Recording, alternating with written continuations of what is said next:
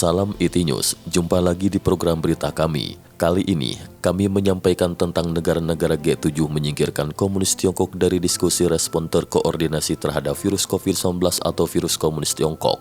Kali ini kita akan membahasnya menurut opini dari James Gorey, seorang penulis buku berjudul The China Crisis, yang mengatakan sebenarnya komunis Tiongkok menempatkan seluruh dunia dalam risiko. Mari simak analisa selengkapnya. Uni Eropa, Amerika Serikat, dan Tiongkok adalah mitra dagang terbesar di dunia. Namun jelas sudah, komunis Tiongkok tidak dipercaya oleh mitra dagangnya dalam negara kelompok 7 atau G7 untuk diikutsertakan dalam diskusi kritis yang didedikasikan untuk mengoordinasikan upaya memerangi pandemi. Berita selanjutnya, dunia yang tidak percaya pada komunis Tiongkok. Negara-negara G7 adalah kelompok yang beragam yang mencakup Kanada, Prancis, Jerman, Italia, Jepang, Inggris, Amerika Serikat, dan Uni Eropa. Diasingkan oleh semua negara tersebut sekaligus di tengah pandemi global mengambil beberapa fokus serius dan tekad.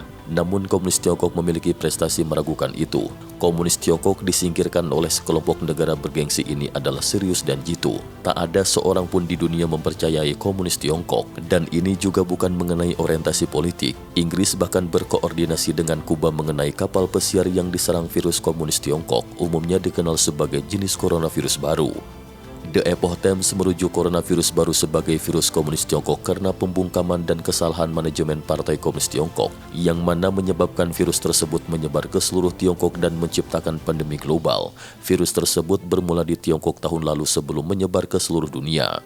Tapi bagaimana mungkin komunis Tiongkok diasingkan oleh negara-negara paling maju di dunia yang saling bekerja bersama? Rasanya tidak masuk akal mengingat yang diberikan pengalaman Tiongkok menghadapi wabah tersebut, yang akan menjadi mitra utama dalam memerangi wabah itu. Mengapa komunis Tiongkok tidak berada di garis depan negara G7 tersebut? Namun demikian, komunis Tiongkok tidak hanya absen dari pertemuan itu, sejauh yang dapat dikatakan bahkan Tiongkok tidak diajak.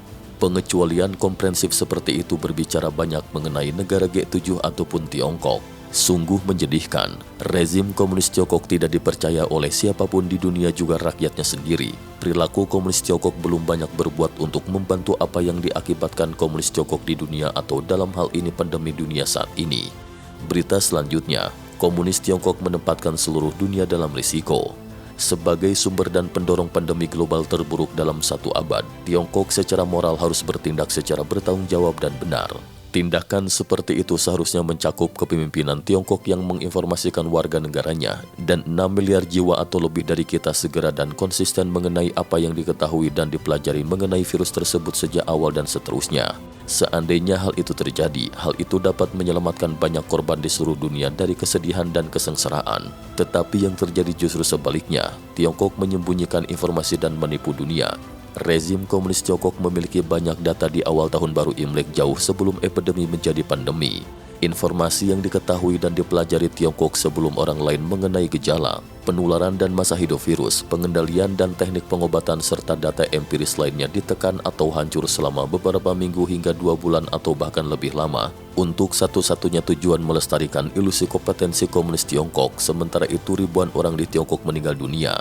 Tentu saja, seandainya informasi itu tersedia, hal itu akan sangat membantu seluruh dunia dalam mempersiapkan apa yang akan terjadi. Sebaliknya, semua yang didapat dunia dari Tiongkok adalah penyangkalan dan jaminan palsu. Sementara itu, saat pihak berwenang Tiongkok tidak menyeret orang-orang dari rumah mereka dengan dugaan terinfeksi virus itu, pihak berwenang Tiongkok memenjara ribuan orang lainnya di rumah mereka sendiri dengan mengelas pintu mereka.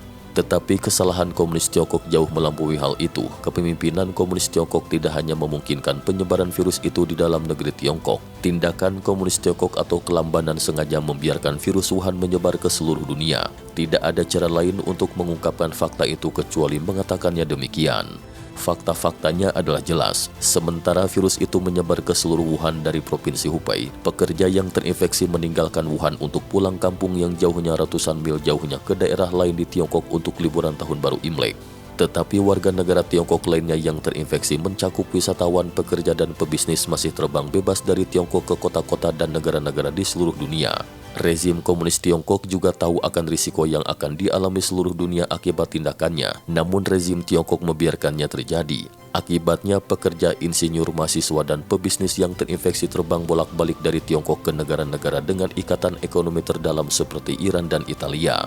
Dan sayangnya, Iran dan Italia menjadi yang paling terpukul oleh virus Partai Komunis Tiongkok di luar Tiongkok. Tetapi orang yang terinfeksi juga bepergian ke Jerman, Prancis, Inggris, dan Amerika Serikat tanpa kata atau peringatan. Namun kepemimpinan Komunis Tiongkok menangkap dokter dan personel medisnya sendiri. Mereka inilah yang berani berbicara kebenaran mengenai apa yang menginfeksi dan membunuh ribuan sesama warga Tiongkok setiap hari. Demikianlah sarana yang menyebabkan sebuah negara besar dan kekuatan besar yang menciptakan dan memperbesar ketidakpercayaan di mata dunia dan di antara mitra dagang terdekatnya. Dan tidak diragukan lagi, ini sama saja dengan suatu pemerintah menurunkan derajatnya sendirinya di mata rakyatnya sendiri.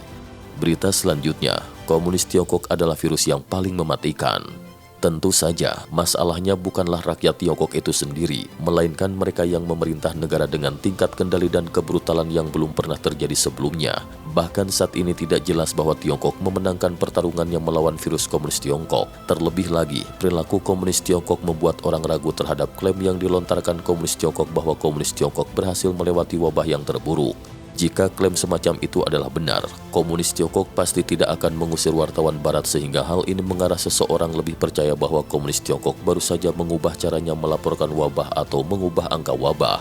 Itu adalah prosedur operasi standar untuk Partai Komunis Tiongkok. Kenyataannya adalah komunis Tiongkok tidak peduli dengan dunia perdagangan, investasi, dan modernisasi selama puluhan tahun dinodai oleh ketidakpercayaannya sendiri.